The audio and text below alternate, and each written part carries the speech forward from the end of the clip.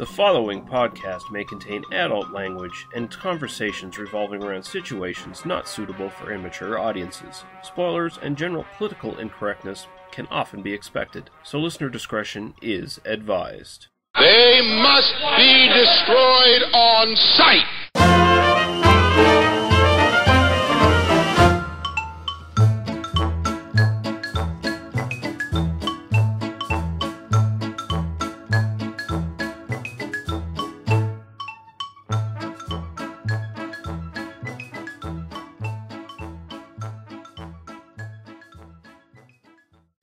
Hey guys, how you doing? This is the third part of the extended discussion I had with Daniel on film villains, our film villain episode that was so long that I decided to split into three parts. I was going to tack on a discussion with Paul about film villains as well onto this one and make it a full-length episode, but unfortunately I could not schedule around that at the moment. Might come back sometime later and do a fourth and final part with Paul. But until now, I needed something to stick in this week. Been very, very busy, so it's been hard to get regular episodes up and edited and done. So, yeah, this is kind of a lazy throwaway episode, I guess, in a way. I apologize for that, but not every week can be fantastic content if we've even done anything remotely that good. But yeah, anyway, I'm going to stop rambling now, and I hope you guys enjoyed this little series, and we'll see you guys again very soon, hopefully. Bye-bye. How many more do you have? I've got, Honestly, I have 10 more. Okay. Let's just go through them quickly then. How does that sound? Okay, yeah, that's just kind of wind them up. I don't. We'll see if there's somebody that we both want to talk about. But okay, well, let's just wrap up. Not that I'm trying to force you to end your podcast, but no, we've been on for a while. That's fine. Yeah, I'll let you go through your list first then. Sure. The only other two that I was going to, I've scratched off quite a few of them, but I'll just read them all here. There were two that I definitely wanted to include. Jason Lee from The Incredibles. Okay, yeah. The Syndrome, just because I think that is kind of a great little family movie performance. Catherine Keener's character from Being John Malkovich, who starts off as this kind of awful, selfish bitch to, not a word I use lightly in describing a female character, but, and then through love becomes becomes a good person. So, kind of at the beginning of the film, she's definitely a villain, but then arguably John Cusack becomes the villain by the end. Another great film that I think people don't talk about enough these days. I put some of the smaller films. Heath Ledger from The Dark Knight, a little movie you might not have, nobody's heard of. Yeah. But, that's one of those obvious choices that I was kind of I don't need to mention that. A really small film, slightly bigger than The Dark Knight. There's a movie called Panic from 2000, which has William H. Macy in it. And William H. Macy plays a contract killer who is seeing John Ritter is his therapist, but his dad, Donald Sutherland, is a really delicious bad guy in that film. Oh shit, I gotta watch that. Because he's just a sociopath. He's kind of like William H. Macy has followed him into the family business, essentially, and it's just he's a nightmare. I mean, check that out if you haven't. Cool. There's a actor, Leandro Fermina, from a film called City of God. It's yeah. And actually, when I didn't get there's a child actor who plays the same guy when he's a kid. Kind of the film starts off when the two protagonists, or the protagonist and the antagonist, are both children. Okay, yeah. And there's this really creepy little kid and I didn't write down his name, but check out City of God. That is a brilliant film, and really the favelas of Rio de Janeiro are the villain in that film. So, I've got two from Sin City. That's Elijah Wood and Powers Booth. They're Sin both City great. film. Yeah. Both amazing. Elijah Wood, because he has no lines in the film and just stands and looks creepy. And Powers Booth basically doing what he did in Deadwood, but doing it in black and white. So check that out if you haven't. And yeah, that's pretty much all I got.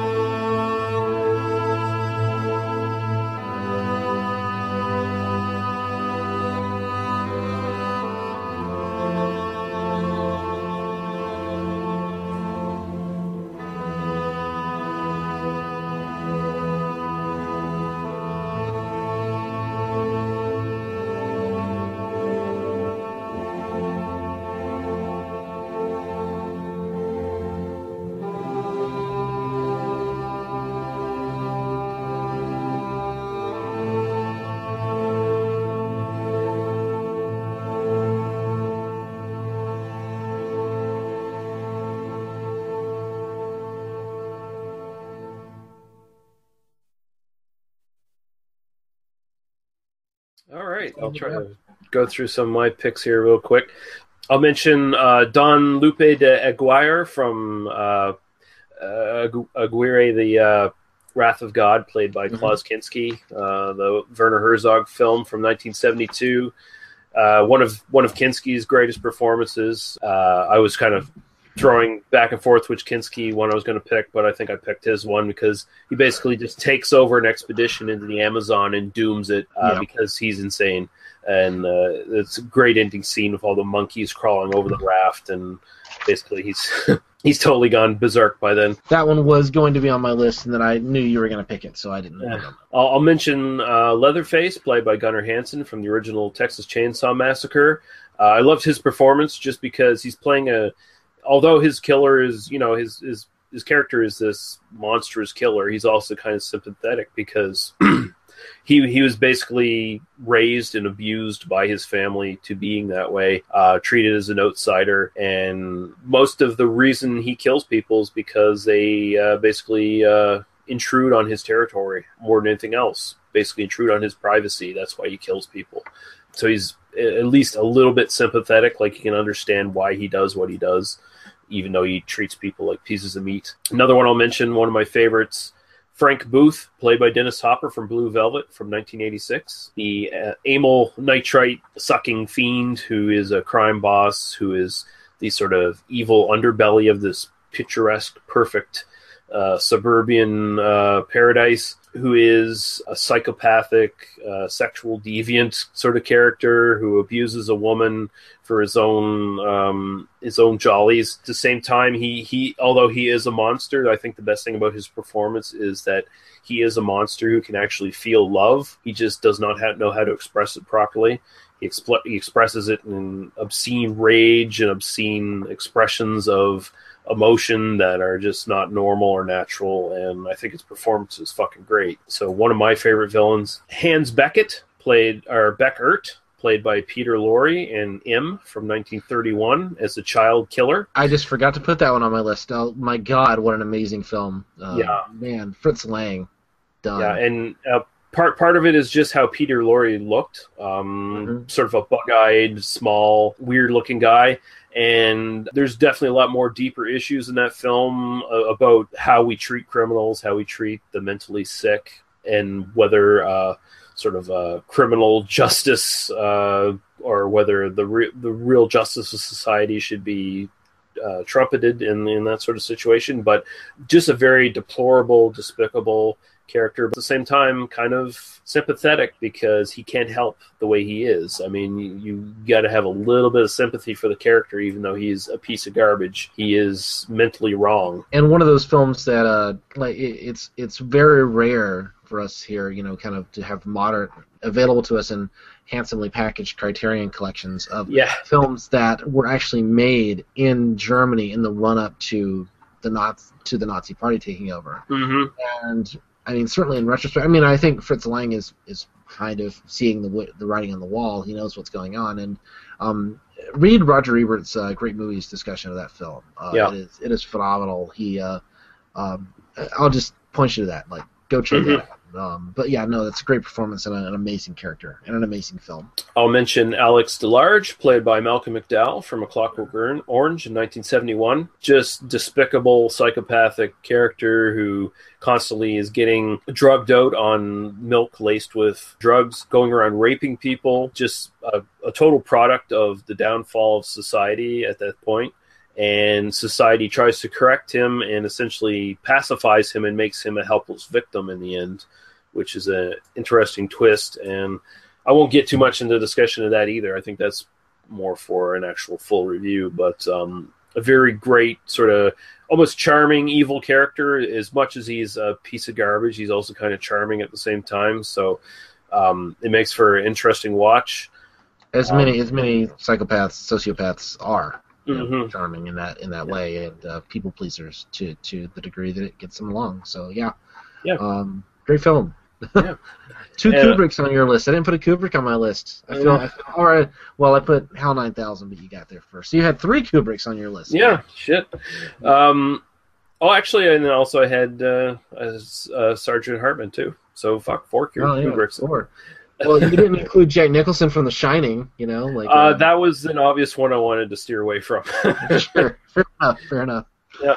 Tom Cruise, Eyes Wide Shut, you know. No. Yeah, shit, I don't even fucking want to talk about that movie. Don Logan, and this is probably my favorite big screen psychopath, Don Logan, played by Ben Kingsley from Sexy Beast from 2000. Oh, yeah. The ultimate in the psychopath on the edge of exploding into rage. And I think the great thing about him is, although his performance is so big and explosive, there is a subtlety in that character that you sort of pick up as you watch the movie, where he is essentially a guy who rose up into a criminal underworld and never had a real family, and he considers them his family, and they just consider him as a piece of shit, and they always abuse him and leave him off to the side, and that sort of stuff has sort of boiled up into his brain to the point where he's just ready to explode. He doesn't care if he gets killed or not. He's just ready to confront everybody and abuse everybody and force people into basically subjugating to his will. Fantastic fucking performance, and that's definitely a movie we're going to have to review at some point as well. Yeah, definitely. Yeah. I'll go with Angel Eyes, or The Bad, played by Lee Van Cleef from The Good, the Bad, and the Ugly. Sure. I don't think there's much to say about that. Just one of those quintessential Western villains, manipulative, sly, got Lee Van Cleef's sort of rat-faced look, so it really helps a lot for the villain's character, and I do love that one. I will mention Michael Myers from the first Halloween. I think he's a great version of just evil incarnate. Like, there's no backstory to the actual character. You don't really know what the motivations are. You just know that he's hollow and evil and sort of a force of nature as well. Very effective and very, very scary, I think. Absolutely. Yeah, and I think Shatner mask makes it, you know. Yeah. And I think my final one, and I am going with Dr. Hannibal Lecter, but I'm going with the Brian Cox version from Manhunter in 1986. I'll just quickly read through my write-up on this one. I'm sure the majority of top villain lists would include Anthony Hopkins' famous version of the character, probably as number one at that, or at the least the top five. Not me. I'll agree that his version is the more iconic. He is a pop culture boogeyman. In The Silence of the Lamb, he is effectively built up long before he appears on screen. He is a never-blinking, calm master of mind games that can also spring into horrific fits of violence that seem so much more scary because they are so obviously calculated. He's the grandmaster chess player of serial killers who was sadly turned into a quip-spewing slasher in Hannibal from 2001 and Hannibal Rising in 2007. Out of the box, he's just not as scary. Brian Cox's version works for me so much better because he's not obviously a monster. The second you see Hopkins' version on screen, you know he's not right. Cox as Lecter is normal looking. Academics starting to go to seed in a bit with middle age. He has the air of an arrogant history teacher. He can blink. He's not talking with that far too calm to be sane voice and reptilian smile Hopkins' version instantly brings to the table. Cox as Lecter is just as brilliant and evil as Hopkins' Lecter, but he's more casual about it. He's like the real serial killer, the one guy you least expect. Watching Cox, you wonder how he could be the way he really is during his off-screen crimes, and shudder a bit. With Hopkins, there is no doubt in your mind that he's really what he's really capable of. Cox, in his small white cell, looks pretty harmless, yet proves to be the exact opposite. And the best part is that he's in the background of Manhunter. He's not taking over their film. Still, it's actually a shame that the film does a bit of disservice to him. In the original novel Red Dragon and the later adaptation of said book, starring Hopkins, of course, Lecter's actions have much more serious impact on the hero, FBI agent Will Graham, the man that first caught him and put him in the cage. Cox might be more well-regarded now if it hadn't been treated like an afterthought in Manhunter. And that's the final one on my list. Awesome. I'll note, just as kind of closing thoughts on this, I was, I kind of racked my brain and didn't do a lot of the research, and one of the things I was thinking that I would end up with is the recent slate of kind of superhero movies. I was like, oh, there's got to be some great villains in there. Mm-hmm. And there's not. No, I not think really. if there's a the Avengers fight an army of kind of faceless aliens, as opposed to having. Yeah. I mean, you could argue that Loki. I mean, Loki is the kind of titular villain. I mean, not the literally titular villain, but he's certainly the main antagonist. Yeah. But he's not very. I'm going to piss off a legion of fangirls here. He's not very memorable for me. He's not very. It's kind of pathetic, really. He's this pathetic figure, and he's interesting. I mean, I think Hiddleston gives him a great performance, but it's not, you don't really get that sense of, like, wow, what a great villain. You just kind of think, what a great performance, and I think that there's a difference there. And you go through the list, Hugo Weaving is the Red Skull in the first. Yeah, just totally forgettable. Like, you forget him. I mean, Toby Whithouse is the kind of Nazi scientist is better, but I think it's interesting that and this is kind of where I went when I was talking about the TV earlier, that our modern kind of big budget movies really don't give us big villains. They don't discuss villainy as much. Sorry, go ahead. I was just going to say, the best Marvel villain right now is the Kingpin, Vincent D'Onofrio from the Daredevil series. He's the most fleshed out. TV right there, you know. So no, I still need to check that out. It's been on my I'm definitely going to watch that one of these days, and I just keep having other things to do with my entertainment time. Usually, because I have two podcasts, I've usually got something I have to watch. As much as I enjoy... He's blaming me now. He's blaming me. Oh, no. I watch way more stuff from my other podcasts. So, but, it is kind of one of those things of like, I can watch something for fun. And then usually when I watch something for fun, it's more of a comedy. It's the, I watch a lot of the animated, Bob's Burgers and, anyway, there's some...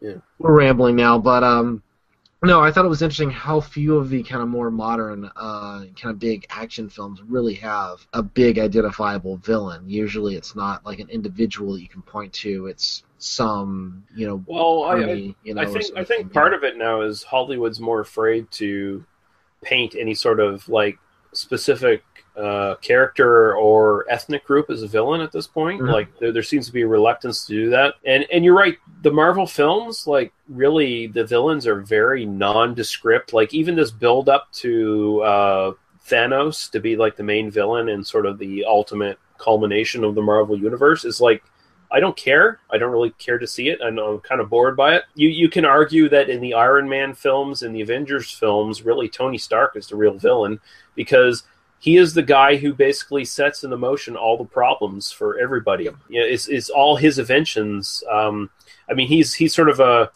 comment on the military industrial complex. Yeah.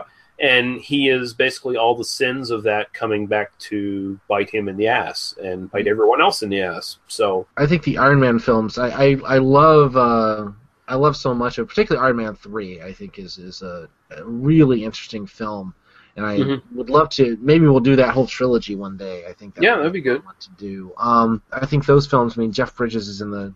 Sorry, spoiler alert. Jeff Bridges is the villain in the first film, and then in the second one, it's I can't even remember who the villain is. Mickey Rourke and Mickey Rourke and there's somebody else, right? It's, what's his face? It shows you just how bad. You can't. He plays Justin Hammer, but he's just kind of an afterthought. Oh, Sam Rockwell. Sam Rockwell. Yes, Yep. And he's good in it. He's really good in it. But it's just like those villains are just again, they're not villains on their own. They're a product of Tony Stark's world. Right. Well, and they're not like, even if Mickey Rourke does a great performance, I think, and now that I remember it, yes, of course, it's a great performance. But we're not focused on. There's not like a plan that this guy has that is his big villain moment. You don't get the sense of like a justified evil or an unjustified evil. You just kind of get, this is the dude with the powers that our hero, who we really are focusing on, has to defeat. Yeah. And then the third one, Guy Pearce is, the magic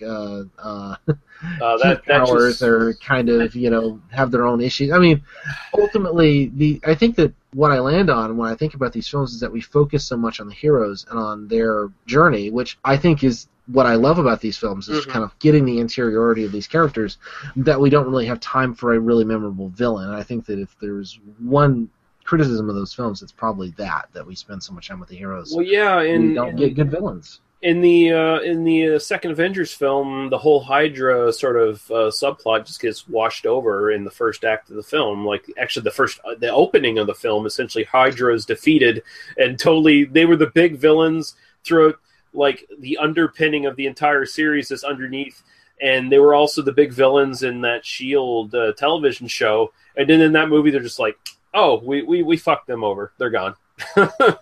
Yeah, I still haven't seen the second Avengers film. I'll see it eventually.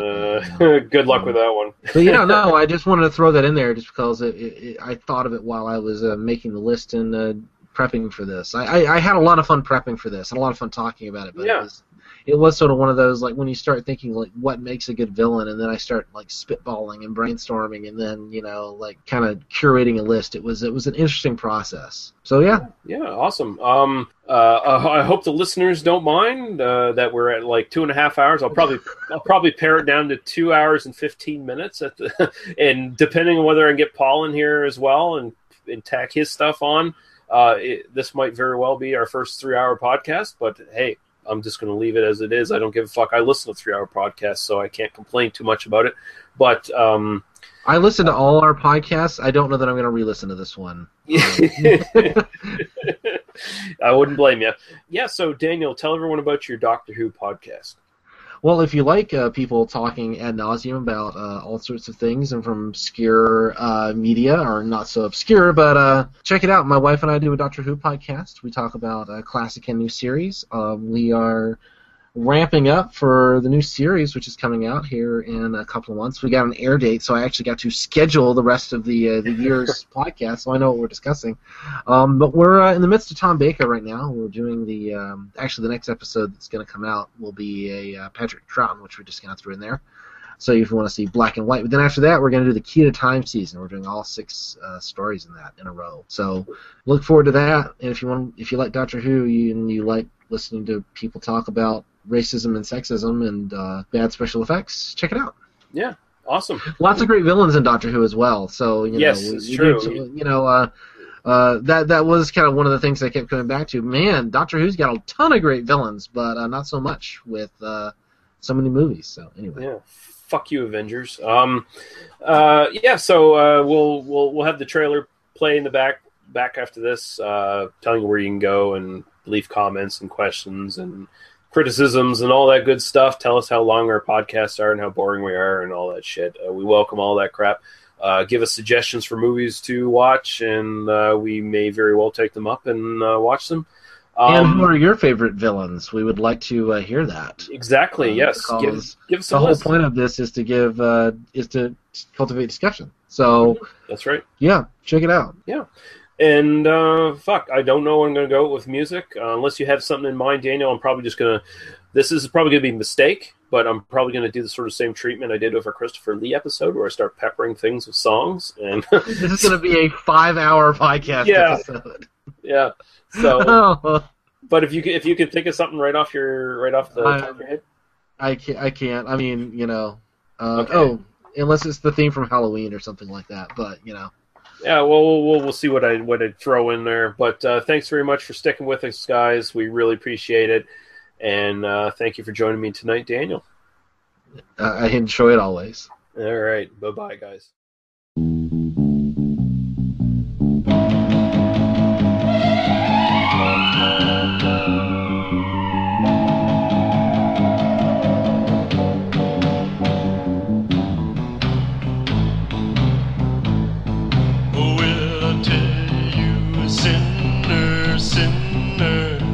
You're gonna go down there, yeah, you better be right. Sinner, you better be right. If you ain't right, you're going down there. It'll end up being the devil's pot of fire. Devil's pot of fire. Yeah, you better be right. You'll see the devil, he'll be laughing. You'll see a sinner,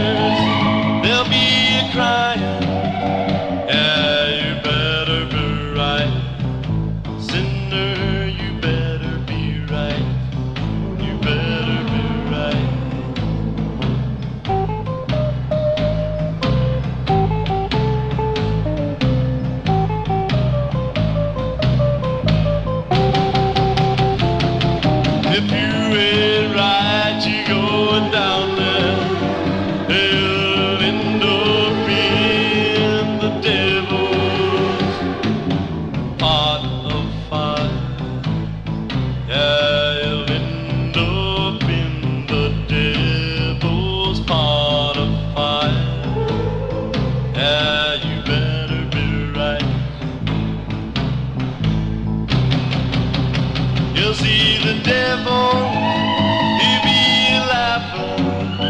You'll see sinners, they'll be crying. Yeah, you better be right. Sinner, you better be right. You better be right.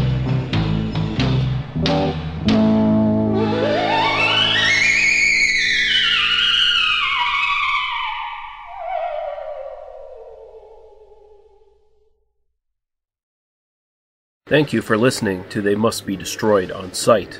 For our other episodes, links to Daniel, Paul, and Lee's other stuff, and links to some great podcasts of similar interest, visit us at tmbdos.podbean.com. There you can leave us comments on the site or directly email us. We listen and respond to everything. Thank you. Drive through.